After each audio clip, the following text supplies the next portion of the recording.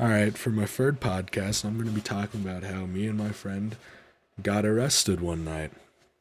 So, to put it around, freshman summer, this was the first time I was having a sleepover in so long just because, I didn't do them. And my parents are like, be good. Like, you don't do this often. Be good. I'm like, okay, I got it. Well, I'm hanging out with Tony and Rory, and we're at Tony's house. Tony's house is right next to this park. Okay?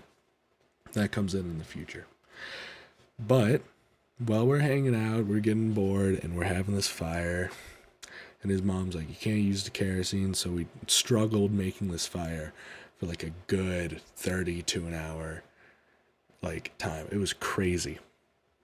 I don't know why it took us so long. We were looking up how to start it. I guess his wood was maybe wet. I don't know. But it was crazy. So after that, after we get it finally going, I go into the kitchen and we're looking around like, okay, now we got this fire. We're hungry. What can we do? We look in his pantry and we see some bacon down in the bottom. We take that out. Like, all right, we'll go cook it on the fire. So we start cooking this thing and we have the worst fire going on this pan. And it took us another 30 minutes to cook this bacon. It was ridiculous. So after we're done cooking it, we take a bite and it tastes horrible. It's like either too burnt in some places or not cooked in the others. It's awful. So after that, it's like 3 a.m. probably. We've got this fire going and it just keeps putting up smoke. But it's 3 a.m. We're like, hey, how about we walk to the 7-Eleven that is like a mile away? It's not that far, right? So we're going down, we're walking, and it's maybe like a block, not even a block, I'm sorry, like a house or two away from Tony's. That's how far we made it. And then Tony sees this car coming in the distance, and he's like, hey, hide in the ditch to the corner. And I'm like, why would we hide in the ditch in the corner? He's like, what if it's a cop? So I follow. I didn't move too fast, but I follow into this ditch, and then this car comes over, and it pulls right over. And we're like, oh, no. And it's got its lights pointed at us, like, totally see us. And I whispered to Tony, I go, hey, do you think that's a cop? And he gets out of the car. We're held at gunpoint. He starts yelling, put your hands up, put your hands up. And I'm like, Jesus, dude, like, we didn't even do anything. We're just hiding in this thing. So I got my hands up, and we're walking over, and I'm whispering to Tony, I'm like, Tony, if he asks where we're going, we were going to the park for some more firewood. Okay, just stuff that fell on the ground. And he's like, okay, okay. And I whispered it again, and then another time. And as soon as we get up to the cop, he's like, hey, what were you guys doing? And Tony immediately blurts out, we were going to 7-Eleven, sir. Oh my God. And I'm like, are you kidding me?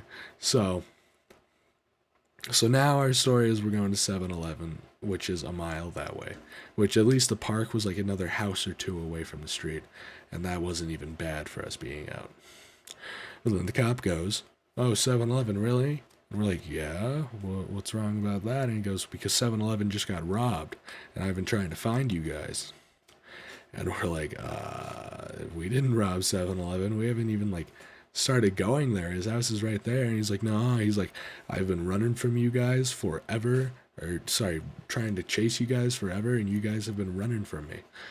And I look him dead in the eyes, and I'm like, really? So you think I just ran a mile from you, and you were in a car? And he's like, well, I guess not. Because, I'm not a fast dude. You look at me and you're like, Jesus, he cannot run for anything. So I'm like, okay. I'm like, yeah, that's my point. I'm like, I'm not sweating. I'm not out of breath. And he's like, okay. But he just keeps blowing off that point. Like he wanted to catch us when the other cops showed up. Because 4 other cop cars showed up. Oh my God, 4 other cop cars, and we're like, Jesus, we must have actually done this if we think. But no. So as soon as all the other cops come, he tells them what happens, and he changes his story, that not story, but he changed his attitude, like he didn't want to look dumb arresting us, and then 4 other cop cars coming to see it, and he got the wrong guys. So his attitude completely switched up, and we're like, and then we're talking with the other cops. And I'm like, dude, do I look like I ran? And they take it and they laugh. And I'm talking to this one dude, he's awesome. I'm like, man, this is the first sleepover I've been on for like years. And I'm like, it's not gonna be that big of a deal because I didn't do anything, but still, they're like, get out of trouble. And he's like, yeah, if it was up to me, I'd let you go. And I'm like, see, exactly. But I'm like, so who's it up to? He's like, to the guy that pulled you over. I'm like, oh my God. Because he was not having it. And I'm talking with everybody else, and they're like, man, you don't look like you could did it. I'm like, yeah, who even robbed a 7-Eleven? Are you kidding me? Was it really Tony and then some 6'4", like, behemoth running from you? And they're like, well, no, you don't really fit the description. I'm like, uh-huh. So we're sitting here for like 30 minutes to an hour. It's 3 a.m., or it's even later now, and the cop finally walks back over, and he's like, all right, call your moms. And we're like, actually, we live right there. And he's like, oh, you do? And we're like, yeah. So he's like, all right, walk over there. So we walk up, we answer we ring the door, and Tony's mom comes down. And as soon as she opens that and sees the cops, her whole mood changed. And I'm like, oh no. And I mean, I can get why. So she comes out, all the cops explain to him, and then they're like, hey, you need to call your mom. And I'm like, come on, do I really like this is my first sleepover I've been on. Like, this is going to cause a whole lot of drama I don't want to be in. Like, no, if he had to, you had to. And I'm like, ugh, okay.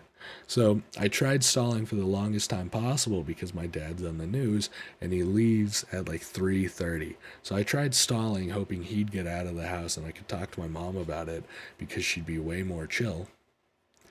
So I call her and I'm like, hey mom, and she's like, why are you calling this early? I'm like, so I'm with the cops, and she's like, and I'm like, it's okay. I'm like, they think I robbed a 7-Eleven. And then the cop goes, hey, give me your phone.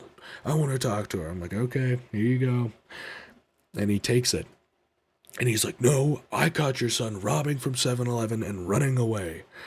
And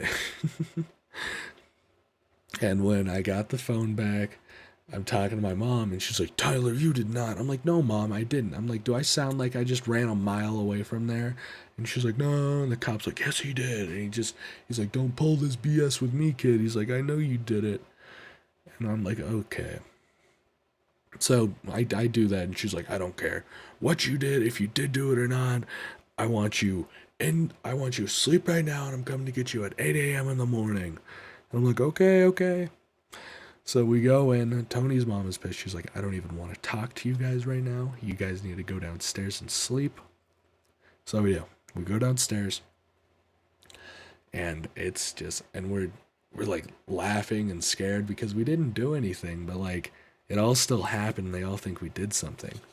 So in the morning, we go up and we talk to Tony's mom and tell her the full story.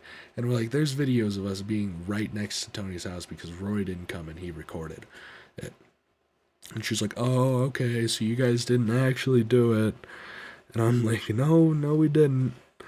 So that's just, I'm like, no, we didn't. She's like, oh, okay, I thought you guys actually robbed 7-Eleven, blah, blah, blah. So then my mom comes at 8. And I'm like, hey mom, and she's like, Tyler, and she brings flowers for Tony's mom, and I'm like, oh, okay. She's still furious. Well, she gets inside, and Tony's mom starts like giving her the whole preach on how we didn't do anything wrong.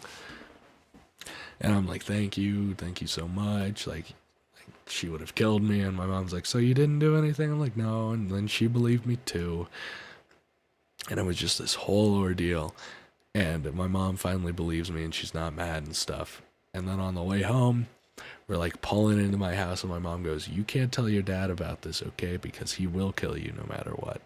And I'm like, okay. And she's like, and don't tell him later, because then I'll get in trouble for keeping this a secret. And I'm like, okay, I'm sorry. I'm like, it won't happen again. And that's the end of the story. It's the first podcast for you.